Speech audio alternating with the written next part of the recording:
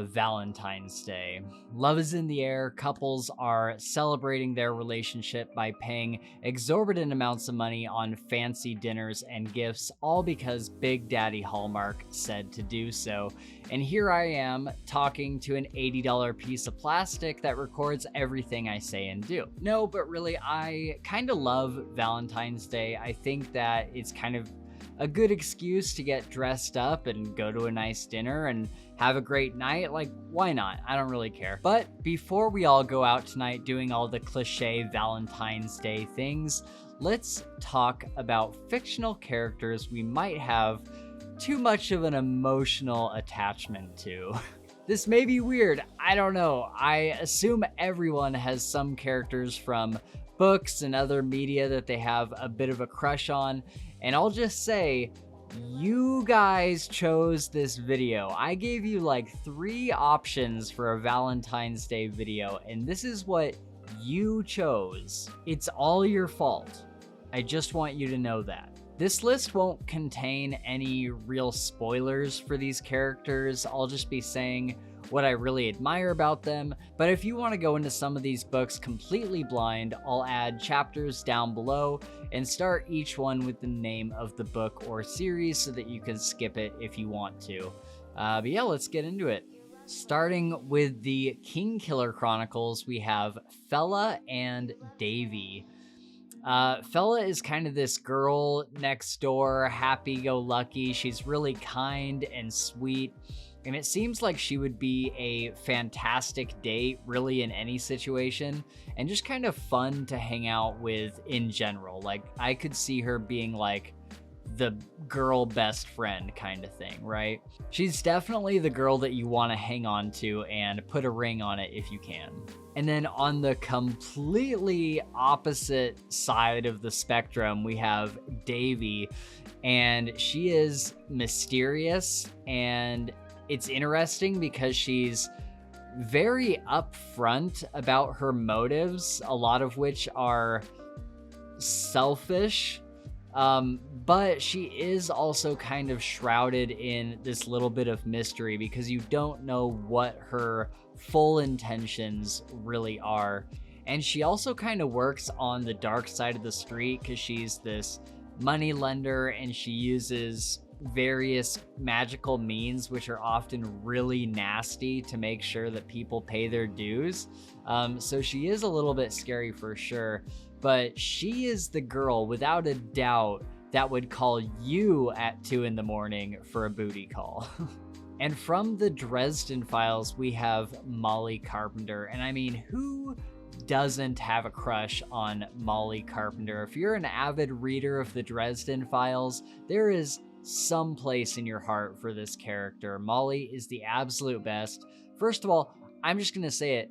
She's smoking hot and has, on top of that, such a fantastic character arc so far in the series.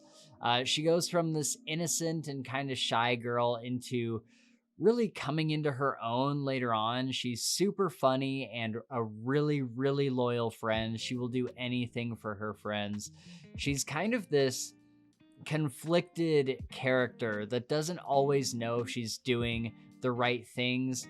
And 9 times out of 10, I just want to give her a hug and tell her that everything will be okay. But that's what Harry is there for, so he's got me beat. Molly could go either way, as either a long-term relationship or maybe just like a 6-month thing or like kind of a summer fling, something like that. Then our first character from King's Dark Tidings, we have Ysseria Ray. And I just kind of liked how earnest she is and how she doesn't make any excuses for herself. She sees the world in a certain way coming from her country of Lon Laresh and has to adapt to the customs of a Shai. And she's able to do that while also holding on to her heritage and beliefs from her prior country of origin. I really love how flustered she gets around the nobility, but also has absolutely no problem putting them in their place when they need it. And they're often just like, who is this girl talking to me like this? Because she's a commoner, and talking to nobility like the way she does is unheard of. So I always love those scenes with her putting other people of higher station in their place. Also, this is a little bit spoilery, but I feel like right from the get-go when she's introduced, you kind of know this is going on. So feel free to skip this if you want. But I love her interactions with Palace in book 2 and just the really charming nature of their relationship for that time. Just the whole time they're together, you can tell that they have that like instant connection. And then from the Buried Goddess saga, we have Sora the elf. Sora is a cool girl because she is just ride or die. She is absolutely down for anything and often has to be the voice of reason when she's getting swept up in Whitney Firestone's adventures. I liked how she is completely devoted to Whitney even before anything romantic happened, like they're best friends for a long time. But she also takes the time to work on herself independently of him, and she kind of seems like the perfect, I guess, friend to girlfriend scenario. And I kind of picture her like maybe like a less shy version of Fela, because she's very outgoing and very kind of loud and fun and whatnot. But she does have that very kind of sweet and innocent side that Fela has. From Red Rising, we have Mustang. Virginia Au Augustus, aka Mustang, is just an incredibly smart woman who can kind of get along with anyone and often gets closest to the underdogs in the story and other characters that most of society would overlook, and I really appreciated that about her as a character.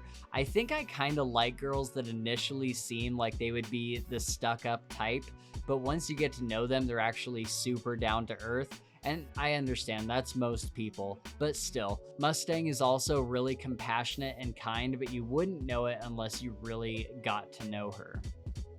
So I'm not gay or bi or anything, but I thought I would throw a couple bro crushes on this list. Again, from King's Dark Tidings, we have Tieran Nereus. And he is probably my favorite character in that series. I think he has such a fantastic character arc. He starts out as this snot-nosed noble, and over time his walls come down quite a bit, and he opens his mind and heart to those that he's traveling with, and gradually comes more and more down to earth. And there's a lot more to him than people initially think. He genuinely seems like he would be a really, really good friend once you got to know him. And then we have Aren from We Break Immortals, and he is my main bro crush. I feel like he and I have a lot in common. I don't know, is that narcissistic? He constantly struggles with a darker part of himself in his drug addiction that kind of follows him throughout the whole book, but he's very focused on his job and he has a true passion for it. It's not just some job to him. It's like his life's work, and I really admire that. Over the course of the book, he also lets down a lot of his walls and becomes more and more compassionate and empathetic. And also, I always picture him as Cillian Murphy, which is one of my favorite actors. And I mean, come on, guys, you know? One more I'll throw in, even though he's not exactly a fantasy character, is just Henry Cavill. I mean, he is absolutely the king of the nerds, and we are so lucky to have him. Whether you're straight or gay or man or woman or whoever, everyone can agree that he is a very handsome gentleman. And then from Night Angel, we have Viridiana Sovari. She is, without a doubt, my #1 fantasy crush.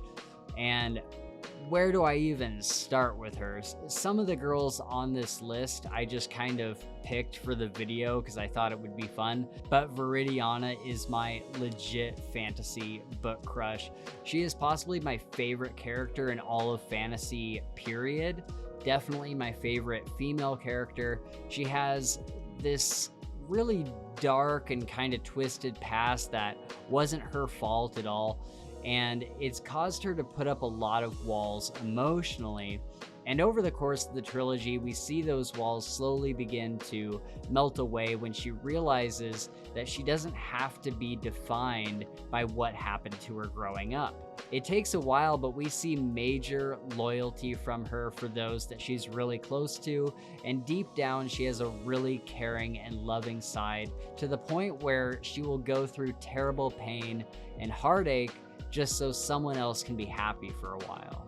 By the end of the trilogy, she is the epitome of selflessness, and even then she still has to deal with her past all throughout, and she is just such a real character. I really want to see her be super happy after everything that she's gone through in the series, and I can't wait for Night Angel Nemesis coming in April to see what she's been up to. And that is the end of this weird Valentine's Day video. I'm just giving the people and the algorithm what they want. If you thought it was weird, let me know in the comments, or maybe just lighten up a bit and realizing we're all just having fun here. I think we all have some sort of character that we've read about in a book or in a game or movie or something, and legitimately wish that they were a real person for whatever reason. Let me know what some of your fantasy crushes are, or if any of them were on this list, by telling me in the comments or reaching out on Twitter or Discord, linked below in the description. As always, we appreciate you liking and subscribing, and I hope you got a little bit of a laugh or a smile from this video. Thanks for watching, have a great Valentine's Day, and we will see you next time on the Fantasy Files podcast.